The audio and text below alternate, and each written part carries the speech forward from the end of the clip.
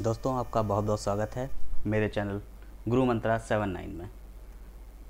Last video में मैंने आपको भारतीय राष्ट्रीय आंदोलन के विषय में बताया था। उसके परिचय के बाद उसका परिचय दिया था, उसकी राष्ट्रीय भावना कैसे विकास हुई। आपने अगर जो लोग नहीं जुड़े हैं मेरे चैनल से, वो प्लीज़ मुझे सब्सक्राइब कर लें और मेरे लास्ट वीडियो का लिंक मैं डिस्क्रिप्शन में दे दूँगा, उसको ज़रूर देखें। उसके अगली कड़ी में यहाँ कांग्रेस की स्थापना।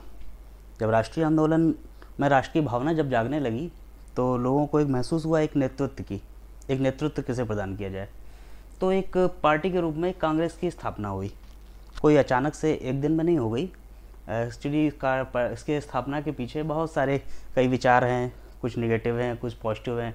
कुछ लोग कहते हैं अंग्रेज़ों ने इसे अपनी सुविधा के लिए बनाया था, कुछ लोग कहते हैं नहीं, ऐसा नहीं है। तो देखते हैं क्या है, इसके बारे में जानने की कोशिश करते हैं। आप जुड़े रहिए मेरे साथ। देखिए, कांग्रेस की स्थापना 1885 में एक ब्रिटिश आईसीएस अधिकारी थे। जैसे आजकल आईएएस होते ना, उस समय आईसीएस होते थे। ICS, A O Hume, Allan Octavian Hume. इनको ए ओ ह्यूम क्यों, ह्यूम ज़्यादा नाम से जानते हैं। एक आईसीएस अधिकारी थे। इन्होंने ही इसकी नींव रखी। ये रिटायर्ड हो गए थे 1882 में, 82-83 के पास रिटायर हो गए थे। तो उसके बाद इन्होंने इसकी स्थापना की। लेकिन इन्होंने जो स्थापना की थी, इसकी जो है INU के नाम से की थी। इंडियन नेशनल यू से union, INU, Indian national union. इसमें यू शब्द जो यूनियन जुड़ा हुआ था। कब? 1884 में। फिर 1885 में दादाजी भाई नौरोजी की सलाह पर इसमें से यू शब्द हटाकर सी लगा दिया। तो ये हो गई इंडियन नेशनल कांग्रेस।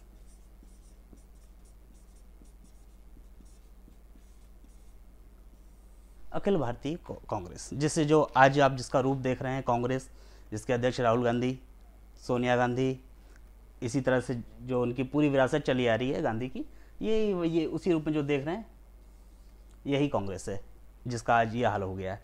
इसकी जो नींव पड़ी थी 1885 में। ठीक है, तो इसके बाद आगे बढ़ते हैं कि स्थापना एक दिन में नहीं हो गई। स्थापना होने में बहुत सारी क्रमिक घटनाएं थी। लोगों को एक नेतृत्व चाहिए था। तो जो उस समय के नेता थे उन्होंने एक महसूस की इस चीज़ की, तो इसकी स्थापना हुई। तो लेकिन ये पक्षपात लगता है, कहते हैं कि अंग्रेज़ों ने इसे अपनी सुविधा के लिए बनाया था। इसलिए एक बहुत ही इसके प्रति एक जनसाधारण में उस समय एक बहुत ही सिद्धांत एक था, बहुत पॉपुलर था। उसको बोलते थे सेफ्टी वॉल।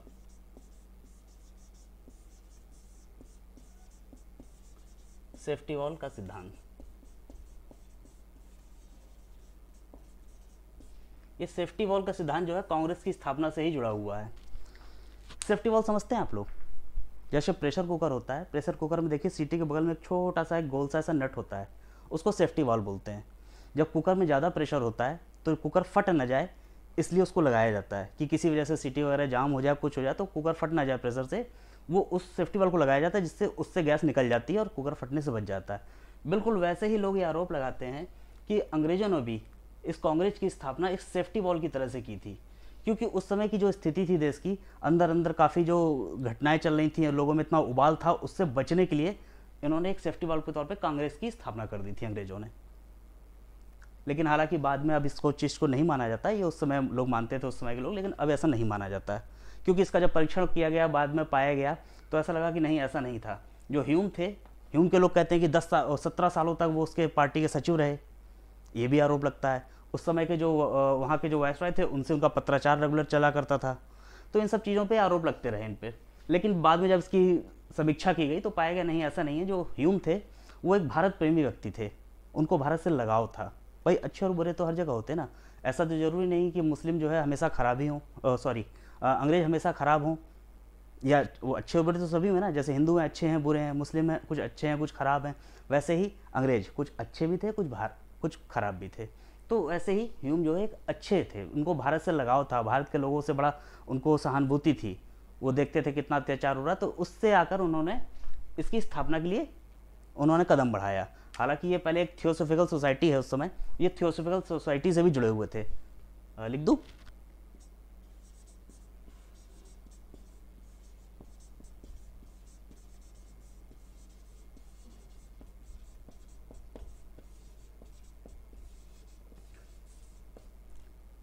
ये थियोसॉफिकल सोसाइटी से भी जुड़े हुए थे इससे पहले। तो ये वास्तव में भारत प्रेमी व्यक्ति थे, इसलिए ये जो चाहते थे कि भारतीयों को समानता मिले, हिस्सा मिले राजनीति में, इस वजह से ये प्रयासरत थे। इस वजह से इन्होंने ये आगे बढ़े और इन्होंने इसका स्थापना में सहयोग किया। तो ये कहना गलत है कि एक षड्यंत्र था या कुछ ऐसी बात थी, तो ऐसा कुछ नहीं था। लेकिन कहने वाले कहते हैं तो उसका कुछ नहीं, लेकिन वास्तव में आज ये नहीं माना जाता है। चलिए इसके आगे बढ़ते हैं, देखते हैं और क्या है थे इसके बारे में। अब बात करते हैं इस पार्टी के स्वरूप के बारे में कि ये पार्टी थी तो, लेकिन पार्टी बनी कैसे थी, क्या था इसका स्वरूप, इसका स्वरूप क्या था।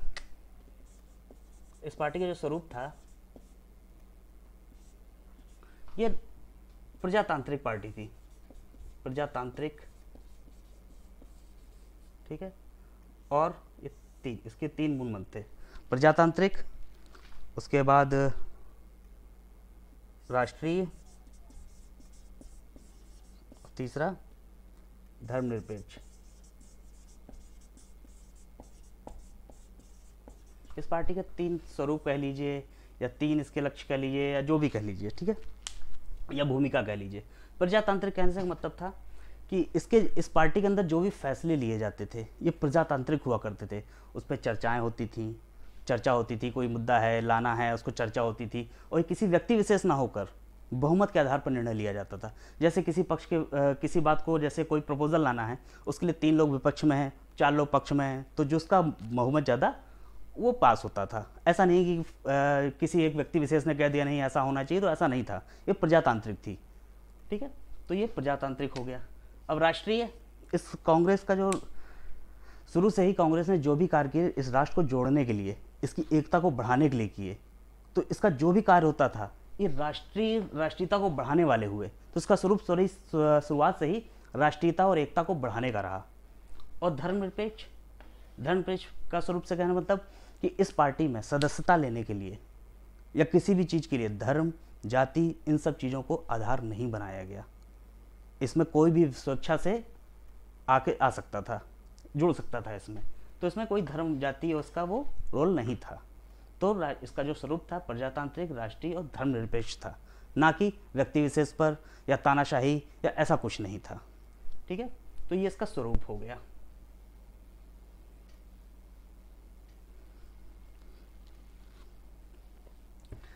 कांग्रेस पार्टी जब शुरू से ही बताया कि पूरा राष्ट्रीय उसका वो था, पूरा राष्ट्रीय स्वरूप उसका राष्ट्रीय था, तो पूरे राष्ट्र को बढ़ाने के लिए बात थी। तो इस पर ना धर्म था, ना लोकता, ना धर्मनिरपेक्ष थी, किसी का कोई धर्म नहीं था, जातीय बंधन नहीं था, कुछ नहीं था।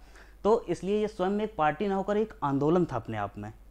भाई कोई एक ऐसी पार्टी जो कुछ नहीं मान रही है उस समय, ना धर्म, ना जाति, ना प्रजातंत्र पर बेस है, तो वो एक स्वयं में एक आंदोलन था। उससे जुड़ना एक स्वयं मतलब आंदोलन में अपने आप उसमें हिस्सेदारी ले लेना होता है, ठीक है। ऐसा नहीं है कि केवल कांग्रेस ही एक पार्टी रही है भारत में। कांग्रेस की स्थापना के पहले भी कुछ पार्टियां समय समय पे सीमित उद्देश्य के लिए क्षेत्रीय रूप में उभरती रही हैं।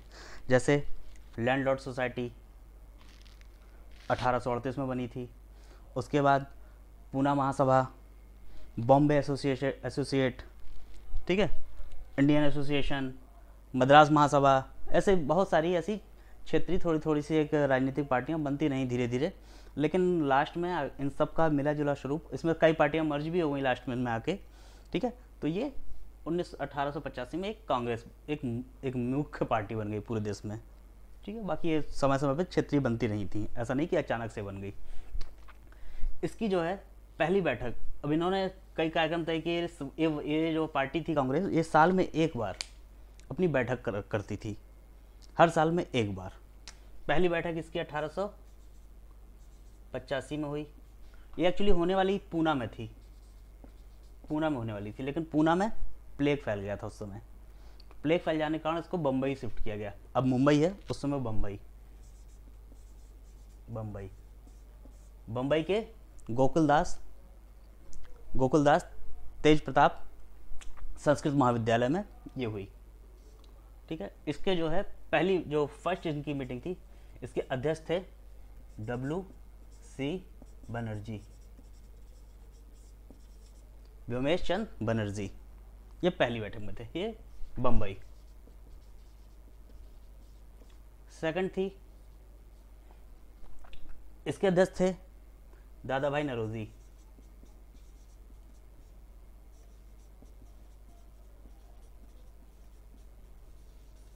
ये हुआ था कोलकाता, कोलकाता। ठीक है, और इन दोनों ही मीटिंग्स के बाद डफरिन जो वायसरॉय था, उन्होंने इन सभी लोगों के सदस्यों को एक पार्टी दी थी, भोज दिया था। पहली वाली में 78 सदस्य थे केवल, जब पहली पार्टी बनी, जब पहली मीटिंग हुई थी उसमें केवल 78 सदस्य थे। तो सोचा इसको बढ़ाया जाए, अगली में 343 हो गए। ठीक है, फिर तीसरी वो हुई, इसके जो बने थे बदरुद्दीन तैयब जी,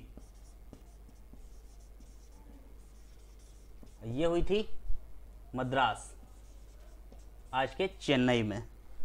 ठीक है, तो ये पहले मुस्लिम थे, इसमें पहले मुस्लिम थे उस समय, फर्स्ट मुस्लिम। ठीक, चौथी हुई कहां पे? इलाहाबाद। इसमें कौन बने? George Yule.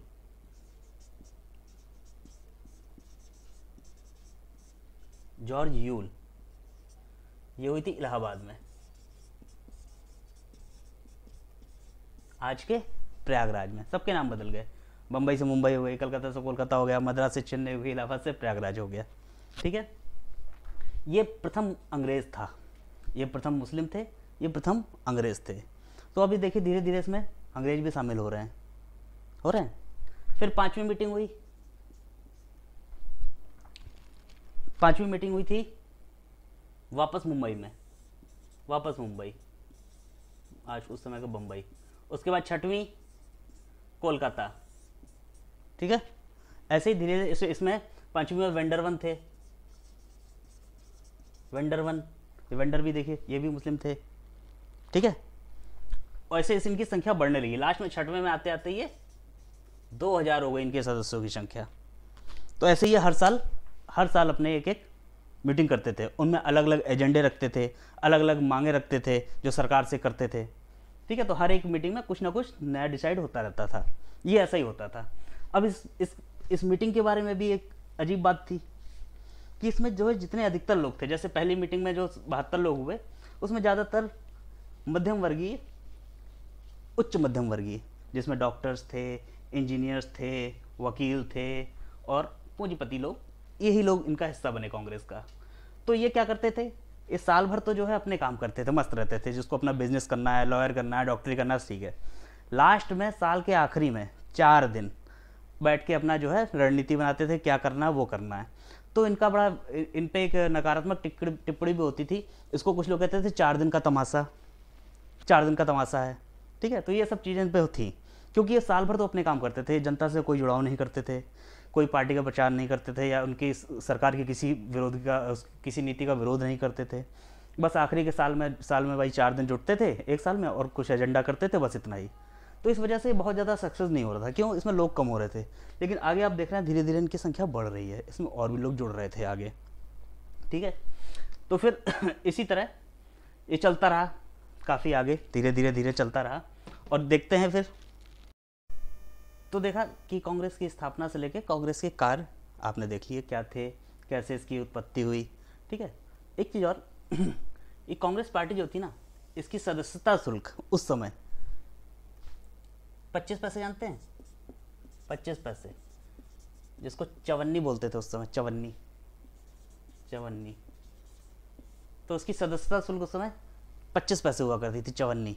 इसलिए इस पार्टी को चवन्नी पार्टी भी कहते थे, चवन्नी पार्टी। अजीब सा लगता है थोड़ा सुनने, चवन्नी पार्टी, क्योंकि इसकी सदस्यता शुल्क थी चवन्नी। ठीक है, इसके बाद ये पूरा जो है 1885 से लेकर 1947 तक कांग्रेस जो है मुख्यतः 3 विचारधाराओं पर चली। पहला उदारवादी, दूसरा उग्रवादी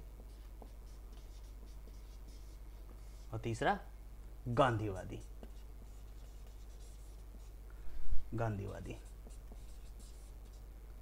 ये चलिए 1885 से 1905 तक, ये 1905 से 1919 तक, और ये 1919 से 1947 तक। ये मुख्य 3 विचारधाराएं ही कांग्रेस में रही लास्ट तक, 1945 तक, भारत के आज़ाद होने तक।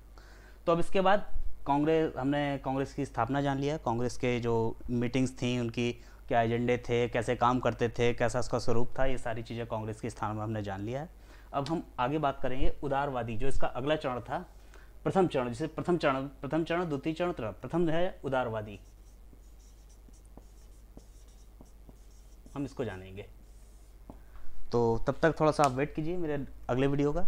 अगली वीडियो में हम शुरू करेंगे उदारवादी, उग्रवादी और गांधीवादी। तब तक मेरे वीडियो को देखते रहें। कोई भी आपके मन में सवाल हो, कोई और अलग से कुछ चीज़ें जानना हो, या किसी और विषय पे आपको बनवाना हो वीडियो, तो मुझे उस लिंक में आप ज़रूर बताइएगा। तब तक मेरे वीडियो को देखिए, लाइक कीजिए, सब्सक्राइब कीजिए और बेल बटन दबाना ना भूलिए। Thank you.